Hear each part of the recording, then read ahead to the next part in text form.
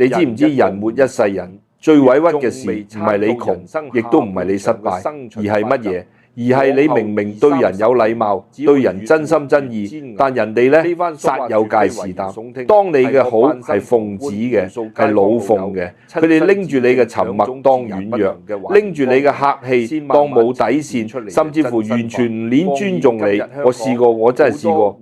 你越係退讓，佢就越係得寸進尺。踩到你上心口，你越係客氣，佢就越覺得你呢個人冇底線，可以任意搓圓撳扁，到頭嚟你唔係輸俾人哋，你係輸咗俾你自己嘅好脾氣，輸咗俾你自己嘅教養。呢種委屈係會令你喺半夜三更瞓唔着覺，個心揦住，問自己點解我會搞成咁？我後生嗰陣，成日都有呢種感覺。我哋呢一代人，好多人都有。我哋由細俾人教導，要識做，要包容，要以和為貴，退一步，海闊天空。但係當你出到嚟社會做嘢，你慢慢會發現呢個世界並唔係你想象中咁樣運作嘅。你嘅善良，如果冇反咁上下嘅壓力，喺某啲人眼中就係一種軟弱。你嘅唔計較，喺某啲人嘅邏輯入面，就係俾佢哋開綠燈，任佢哋為所欲為。你可能會問：喂，岑日飛，咁面對呢啲唔尊重你嘅人，係咪要即刻同佢哋反台？塊面一塊反咗佢，一拍兩散，有冇必要？好多人問過我呢個問題，我話根本冇必要。反台係最容易做出嚟嘅反應，係一個冇受過訓練嘅人，佢嘅本能反應。你見而家網上好多片，好多人喐啲就喺條街度同人嘈交，喐啲就喺餐廳鬧侍應，喐啲就拍台走人，睇落好有型，好夠僵，但實際上呢，佢哋只係俾自己嘅情緒牽住個鼻走，佢哋嘅情緒就係佢哋嘅主人。呢種人佢嘅氣場係散嘅，係亂嘅，佢嘅命好難會好。真正有智慧嘅人用嘅係三招，呢三招表面上睇落去好柔和，好似冇乜力度，但係佢比反台嘅力量更深、更遠、更得人驚，因為佢令你贏嘅唔係一時嘅面子，而係你成個人嘅氣場。贏嘅唔係一刻求贏嘅快感，而係長遠嘅尊重。你贏到格局，亦都贏到你條命嘅皮面。我而家就同你講呢三招，唔係要你背書，而係想你代入我嘅經歷，感受一下一個普通人係點樣一步一步透過呢三招，由俾人踩到上心口，變成一個冇人敢再輕視嘅人。第一招就係唔去解釋，由得人哋睇低你，而唔係你自己急急腳咁走去證明自己。你有冇發現我哋呢個社會而家好興解釋？由名人公關嘅澄清聲明，到普通打工仔俾老細屈嘅解話，再到一班朋友之間嘅誤會，我哋第一個反應都係想去解釋。你誤會我啦，我唔係咁嘅人，件事唔係你諗到咁啊！我後生嗰陣就係咁樣嘅人，我好怕俾人誤會，好怕人哋對我有一個唔好嘅印象。我成日覺得只要我解釋清楚，人哋就會明白，就會還我一個清白。但真相係咩呢？當你俾人睇輕嘅時候，你第一個反應就係想解釋，但你有冇諗過嗰啲聽你解釋嘅人，佢哋究竟係懷住一個咩心態？佢哋大部分人根本就唔係想理解你，佢哋係想睇你心慌意亂，睇你雞手鴨腳，睇你喺度死撐。你越係解釋，佢哋就越係唔信。你講一句，佢哋有10句喺後面等住你。你嘅解釋喺佢哋眼中就變成咗掩飾，變成咗辯解。辯解得太多，你講嘅嘢就失去咗分量，變得好廉價。我記得我出嚟做嘢冇耐，喺一間公司度做緊，嗰陣我好俾心機去做嘢，任何 project 我都盡去做。可能因為咁鋒芒不露咗少少。有一次我無意中聽到茶水間有班同事喺度講我，話我個人好中意出風頭，做咩都爭住表現自己，又話我咁進取，肯定係想擦老細鞋，搏上位。我聽到嗰一刻，成個心揦住咗。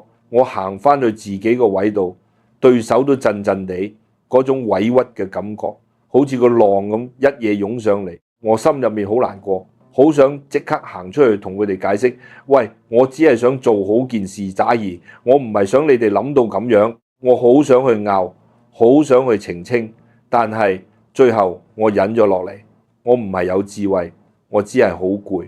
我諗就算我解釋咗，又可以改變到啲咩呢？佢哋已經有咗既定立場。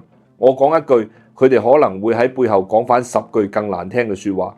我只不過係俾一個機會佢哋繼續呢場令我難堪嘅遊戲，於是我選擇咗沉默。我冇出聲，冇解釋，冇澄清，我繼續做我應該做嘅嘢，應該交嘅嘢，照樣交足，甚至做得更加好。佢哋喺背後繼續講，我都扮聽唔到。見到面我依然係點點頭，微微笑，你知道嗎？個心當然係唔舒服嘅，好似有條刺喺度。但係我同自己講，你一定要忍住。呢個世界係有一樣嘢叫時間嘅，時間係最好嘅裁判官。過咗大概半年左右，因為我嘅表現，上司決定調我去帶一班新入職嘅新人。呢個係一個好重要嘅機會，亦都係一個對我能力嘅肯定。去到嗰陣，嗰班當初話我淨係識出風頭嘅同事，佢哋先至慢慢發現，原來我一直以嚟唔係喺度爭表現，我只係真係咁樣去做嘢。我對啲嘢嘅要求就係咁高，我嘅認真就係咁樣。我唔係做俾人睇，我係做俾自己睇。由嗰個時候開始，佢哋對我嘅態度多咗一份尊重，背後嘅閒言閒語亦都越嚟越少。我冇贏到一場口水戰，但係我贏返嚟嘅係佢哋真心嘅認同。呢件事對我好大啟發。我成日都同自己講，解釋係講俾明理嘅人聽嘅，沉默係做俾唔明理嘅人睇嘅。明理嘅人根本唔需要你多講半句，唔明理嘅人就算你講到口水都乾埋，講到天花龍鳳都係冇用，佢只會覺得你喺度死雞撐飯蓋。你越係急急腳走去為自己辯護，就越顯得你作賊心虛。你如果淡定到好似一座山咁，穩如泰山，佢哋反而會對你生出一種敬畏之心，因為你嘅行為已經超越咗佢哋可以理解嘅範疇。佢哋攻擊你，你冇反應，佢哋就會開始諗，咦，呢個人到底有啲咩底氣？唔解釋，絕對唔係認輸，係因為你一早已經睇通透咗，每一個誤會都有佢自己嘅壽命，時間會講出真話，而沉默就係最好嘅法官。你唔去解釋，唔代表你驚咗佢哋，而係你已經睇穿咗人哋心入面明唔明白。你從來都唔係靠你嘅解釋，而係靠佢哋自己嘅格局。佢哋嘅格局去唔到嗰個位，你講咩都係多餘。呢個世界上冇咁多如果，冇咁多當初可以俾你解釋。發生咗就係發生咗，佢哋點諗係佢哋嘅自由，你冇必要將佢哋嘅功課攬喺自己身上。當你一個人喺俾人誤會嘅環境當中，仲可以保持到嗰份平靜，唔發嬲，唔亂咗自己嘅心神，嗰一刻就係你氣場最強大嘅時候。人哋越係輕視你，你就越係淡定；人哋越係想挑釁你，你就越係安然無恙，因為你心裏面好清楚。風會吹散啲謠言，但係時間一定會留低真相。唔解釋唔係一種冷漠，而係一種修養。佢令到你唔會同嗰啲小家嘅人糾纏不清，唔會俾嗰啲淺薄嘅人帶走你嘅情緒。一個真正識得沉默嘅人，先至係真正識得分寸。佢唔需要大吵大鬧，唔需要聲嘶力竭，佢就可以贏到尊重。呢個世界就係咁得意啊！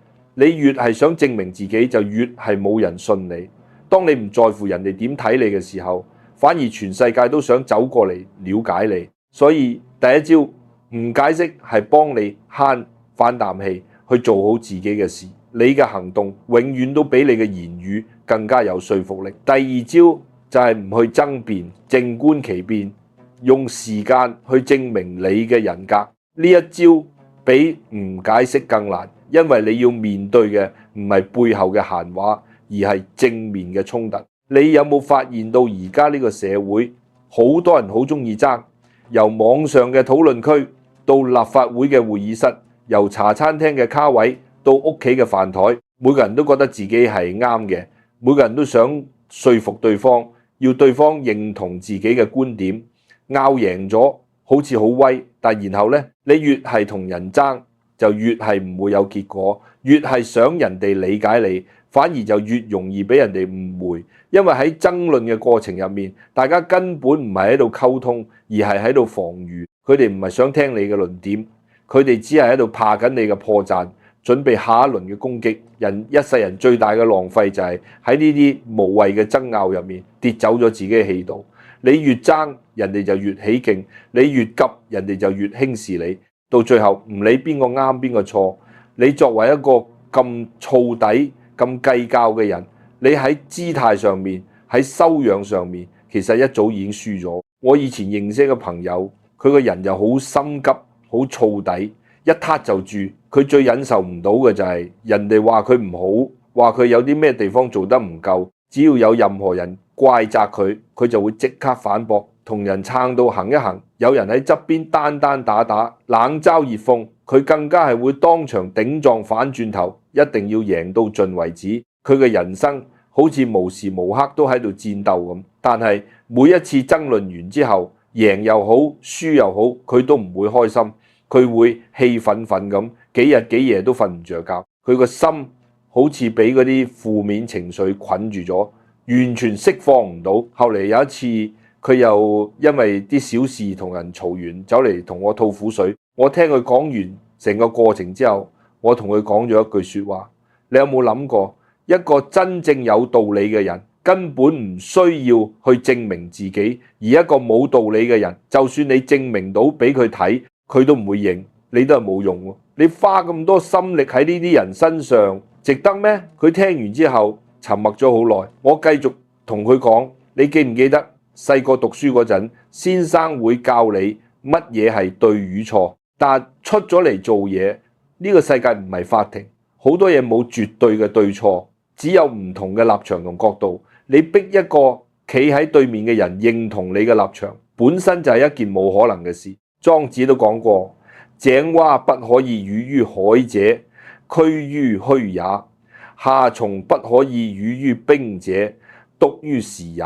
同一個夏天嘅蟲講冰，佢一世都未見過，你點講佢都唔會明。呢個唔係佢嘅錯，係佢嘅限制。你同佢拗就係同佢嘅限制對抗，咁你點會贏？唔知係咪呢句說話真係入咗佢心？幾年之後，佢真係成個人都變晒。有次聚會撞返佢，佢嘅氣場完全唔同咗，個人平和咗好多。我問佢近排點，佢話再遇到嗰啲中意用說話單打或者想撩交嗌嘅人，佢只係會笑一笑，然後擰轉背就走。你唔知啊，佢同我講，當我一笑擰轉背嗰一刻，我見到佢哋個樣，佢哋係成個呆咗嘅，佢哋準備好晒啲彈藥，諗住同我嚟一場世界大戰。點知我唔接招，嗰種感覺正過同佢哋拗贏10次。呢個就係唔爭辯嘅力量。你唔去爭，唔係因為你懦弱，而係因為你已經睇得透徹，睇得明。你明白爭論嘅戰場係由對方去畫嘅，個規則都係由對方去定嘅。當你踏入人哋為你準備好嘅戰場，你由一開始就已經輸咗，你嘅情緒、你嘅時間、你嘅精力，全部都俾佢牽住走。一個人情緒如果收斂到、沉穩到一個地步，佢就完全唔需要用言辭去證明自己，因為呢個世界時間係最公平嘅裁判，事實係最有力量嘅回應。我成日都會諗返起曾國藩嘅一個故事，佢後生嗰陣脾氣一樣好暴躁，讀書考科舉連續失敗咗好幾次，成肚都係怨氣。直到有一次，佢俾自己嘅上司當住所有同僚嘅面，好狠咁痛罵咗一餐，可以話係毫不留情面嗰種。你估下，一向自視甚高嘅曾國藩，佢點做？佢冇反駁，冇解釋，冇爭辯，佢只係做咗一個動作，佢夾硬壓低自己心入面嗰團火，低低頭，淨係答咗一個字係。就係由嗰一日開始，佢開始改變自己嘅命運。佢後嚟悟出咗一句說話：能忍一時之氣，唔係屈服，而係幫自己積德。一個可以忍耐嘅人，絕對唔係一個軟弱嘅人。佢只係清楚知道，要等嗰道氣定落嚟，件事先至會有機會成功。你嘅心亂，你嘅世界就會亂，所有嘅決定都會錯晒。我哋成日都話，爭奪係輸家玩嘅遊戲，安靜先至係贏家嘅修行。一個人如果可以守得住自己情緒嘅中位，唔俾任何人、任何事帶走你嘅情緒，你其實已經贏咗喎。人哋喺你背後講你壞話，你唔使回嘴。人哋故意單打你、揶揄你，你唔使同佢爭。人哋睇低你，你唔使大費周章去解釋。你只需要做一樣嘢，微微笑，行得正，企得正，心安理得。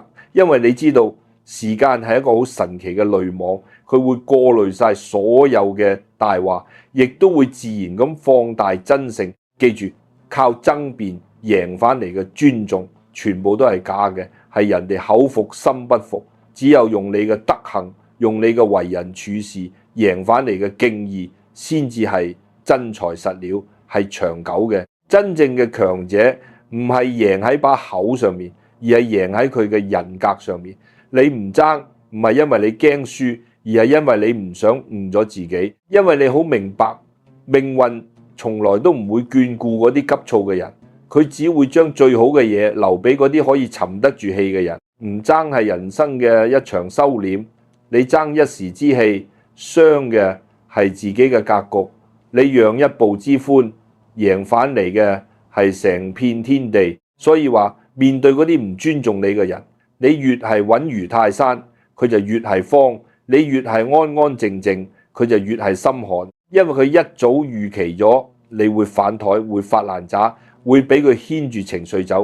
而你呢個時候居然笑咗，嗰刻你其實已經贏晒。唔爭唔係逃避問題，係大智慧，唔係向人示弱，係你嘅定力夠。你越係安靜，你體內嘅氣就越昌盛，你嘅氣越盛，人哋就越係唔敢蝦你。呢個就係唔爭嘅最高境界。無聲勝有聲，無言先至最有力。第三招，同時亦都係最難嘅一招，就係唔去報復，保持自己嘅格局，將個結果交俾命運去安排。呢一招係直接考驗你嘅心良。人當俾人輕視、俾人陷害、俾人唔尊重嘅時候，心入面最容易生出嘅一個念頭就係報復。我要令佢後悔，我要令佢知道我唔好蝦，我要令佢受到應得嘅教訓。呢種諗法好正常，因為我哋都係人，我哋都有情緒。但係你越係諗住點樣去報復，心入面嗰團火就會越燒越旺。你知唔知火係會燒傷人嘅？但係燒到人之前，佢一定會燒傷你嘅隻手先。結果你連對方條毛都未燒到，就已經先燒傷咗自己。我成日都講，人生最大嘅報復唔係要令到對方過得有幾難受，而係要令到自己過得比佢更加好。你見唔見到而家新聞成日都有啲為咗報復而做嘅傻事，為咗爭一個男仔或者女仔潑測水，搞到人哋毀容，自己都一身蟻；為咗報復上司，洩漏公司機密，結果自己要坐監。呢啲人佢哋嘅人生就係因為報復呢兩個字完全摧毀咗。佢哋以為自己係贏家，但其實佢哋賠上咗自己嘅一生。你有冇聽過嗰句說話？積善之家必有餘慶，積不善之家必有餘殃。呢個絕對唔係咩迷信嘢，呢個係宇宙入面最公道嘅因果定律。你種咩心因，就會得咩果報。你如果心懷怨恨，你成個人嘅氣場一定會變得渾濁，甚至有毒。你嘅運勢都會俾你呢啲怨恨拖低晒。相反，如果你內心平靜、光明磊落，你嘅運勢自然會清澈，條路都會越行越順。所以面對唔尊重你嘅人，最狠最絕嘅招數唔係去報復佢，而係乜嘢？係你要活得比佢更高、更遠、更加光明磊落。你越是不斷提升自己，佢就越是顯得渺小；你越是心平氣和，佢就越是會感到坐立不安。因為你嘅存在本身就係對佢最大嘅嘲諷。呢個世界就係咁，真正有德行嘅人唔需要提高自己講嘢嘅聲浪，個天自然會幫佢發聲。我認識一個做企業嘅朋友，佢後生嗰陣窮到踎都踎到不得了。有一次佢為咗傾一單生意，好辛苦先約到一個大供應商見面。佢住晒路西，好有誠意咁上到去人哋嘅辦公室，點知對方由頭到尾都冇正眼望過佢一下，莫講話斟茶遞水，連一句禮貌啲嘅招呼都冇，全程都係用個鼻窿去睇人。佢仲記得嗰個供應商喺側邊同自己嘅下屬單單打打，冷嘲熱諷咁講：唉，而家啲後生仔真係唔知個醜字點寫，做呢啲鬥泥小買賣都夠膽死走上嚟同我講合作，都唔知邊個俾佢個勇氣。嗰刻我朋友話佢個拳頭真係握到實一實，好想一嘢就打過去，但係佢諗起自己捱咗咁耐嘅辛苦，佢知道自己唔可以因為一時之氣就斷送咗個機會，於是佢完全冇出聲，只係微微一笑，企咗喺身，同對方講咗一句多謝晒你。翻去之後，佢一句怨言都冇講過，一滴眼淚都冇流過。佢只係將呢份侮辱當成係自己嘅燃料。佢比之前更加認真去學習點樣做生意，點樣管理，點樣睇市場。佢將所有時間同心力都擺咗喺提升自己上面。你知唔知10年嘅時間可以有幾大變化？10年之後，佢間公司越做越大，成為咗行頭入面嘅翹楚。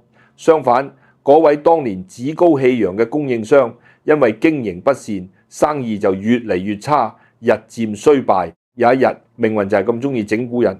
喺一個商會嘅晚宴上面，兩個人再次撞到。嗰位前供應商塊面紅晒，好尷尬咁，拎住杯酒走過嚟，想同我朋友敬酒，同佢道歉。陳生，當年嘅事真係非常之唔好意思，係我有眼不識泰山，你大人有大量，唔好同我計較。你估下我朋友點樣反應？佢只係淡淡然一笑，同樣咁企咗起身，輕輕咁同對方碰咗杯，然後講咗一句過咗去嘅事，我一早已經唔記得咯。然後佢飲咗杯酒，就轉身離開，去同其他人傾偈。嗰一刻，你話邊個贏咗？贏嘅絕對唔係一時嘅面子，而係成個人生嘅格局。呢個故事我一直都記住。佢話俾我聽，真正嘅君子絕對唔會為咗爭一口氣去做出一啲失德降低自己身份嘅事，因為佢知道命運嘅回流遠比人想象中要深遠得多。你如果動怒，就係俾對方嘅衰氣帶走，你如果報復，就係俾對方嗰種卑微嘅格局一齊拖低埋你。但係你如果能夠忍得住，將呢啖氣吞落去，然後將佢轉化成為令自己向上嘅動力，呢種就係一種積德，一種將怨氣轉化成為福氣嘅智慧。古人有云：做事留餘地，處事存厚道。意思即係話，凡事唔好去到咁盡，唔好行到最極端。你越係一味想去討返個公道，就越容易失去咗個天理。因為天地之間，佢自己有一把秤，你種咗幾多因，佢就會俾返幾多果嚟，分毫不差。只係時辰未到，嗰啲唔尊重你嘅人，終有一日會俾一個更加唔尊重佢嘅人去對待返佢。呢個就係因果嘅回路，係宇宙嘅法則，根本唔需要你親自動手去整污糟自己對手。天道係咩？就係天網恢恢，疏而不漏。個天從來都唔會記流數，你要相信命運自然會有佢嘅方法去幫你教訓呢班人。而你唯一要做嘅就係穩穩陣陣咁企喺光明嘅地方，繼續發你嘅光。各位唔報復唔係因為你驚，而係因為你睇得比佢哋所有人都要遠。你好清楚知道一刻嘅輕蔑根本唔值得你為咗佢去節選自己嘅福氣。一場侮辱完全唔配你為咗佢去降低自己嘅格局。真正有智慧嘅人絕對唔會為咗一時嘅怨恨而斷送咗自己嘅大好運勢。佢明白天道循環，所有嘅好與壞都有佢嘅原因。佢只會做啱自己嘅事，而結果就留俾時間去裁決。我成日都同人講，原諒一個人唔係因為佢值得你原諒，而係因為你唔想俾佢拉住你一齊沉落去。呢個世界好多人自己喺地獄，佢都想扯埋你落去陪佢。你原諒佢，放過佢，其實放過你自己。唔報復唔係懦弱，係一種終極嘅自我保護。因為當你個心入面冇怨冇恨，清空晒所有垃圾嗰陣，個天都會幫你開路。當你願意學識放低你嘅命運，先至會開始升溫。你根本唔需要同嗰啲唔尊重你嘅人去斤斤計較，佢哋根本唔係你人生嘅絆腳石，佢哋只係一個提醒，提醒你係時候要向一個更高嘅地方去走。所以話最狠嘅報復就係令到自己活得比尋日更加有光芒，比佢哋想象中過得更加好。